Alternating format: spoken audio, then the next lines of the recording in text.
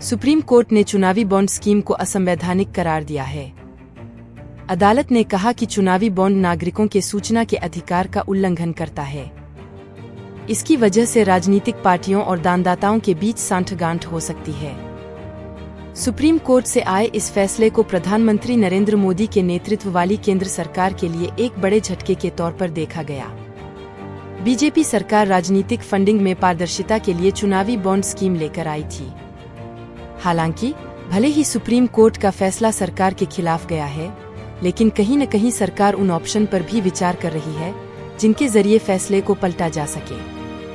कहा यह भी जा रहा है कि सरकार चुनावी बॉन्ड पर आए फैसले के खिलाफ जनहित याचिका दायर कर सकती है।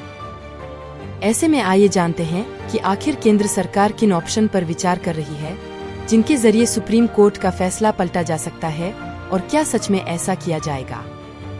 एनडीटीवी ने सूत्रों के हवाले से पता चला है कि सरकार कई विकल्पों पर विचार कर रही है। इसमें सबसे प्रमुख तो एक बिल पास कर फैसला पलटना है। दिसंबर में चुनाव आयोग के सदस्यों की नियुक्ति को लेकर एक नया मैकेनिज्म तैयार करने वाले बिल को पास किया ही गया था। सूत्रों ने यह भी बताया है कि सरकार काले धन की वापसी को लेकर भी चिंतित है।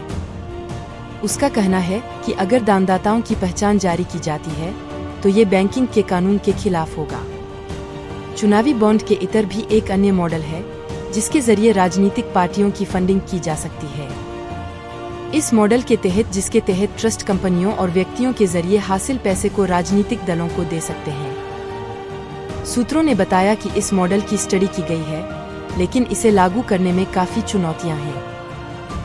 हालांकि सुप्रीम कोर्ट के फैसले के बाद इस मॉडल को लागू करने पर भी विचार किया जा सकता है। क्या ऑर्डिनेंस के जरिए फैसला पलटने पर हो रहा विचार? इंडियन एक्सप्रेस की रिपोर्ट के मुताबिक 17वीं लोकसभा के 15वें सत्र का समापन हो चुका है। ऐसे में सरकार अध्यादेश यानी ऑर्डिनेंस लाने पर भी विचार नहीं कर रही है। कहा यह भी गया कि सरकार नए फंडिंग सिस्टम को ला सकती है, लेकिन ऐसा होने के आसार भी कम है। सूत्रों ने बताया है कि केंद्र सरकार सुप्रीम कोर्ट के फैसले के खिलाफ समीक्षा याचिका भी दायर नहीं करने वाली है। क्यों सुप्रीम कोर्ट के खिलाफ नहीं जाना चाहती है सरकार? केंद्र सरकार के सुप्रीम कोर्ट के फैसले के खिलाफ अपील नहीं करने की कई वजह हैं। इसमें सबसे प्रमुख वजह लोकसभा चुनाव है, जिसके लिए कुछ ही हफ्तों में नोटिफिकेशन भी जारी हो सकता है। चुनाव की तारीखों का ऐलान होने के बाद सरकार के लिए संवैधानिक रास्तों के जरिए अदालत का फैसला पलटना मुश्किल हो जाएगा। एक वजह यह भी है कि सरकार चाहती है कि जब 2024 में नई सरकार आए तो वह खुद ही फंडिंग के लिए कोई नई व्यवस्था को पेश करे।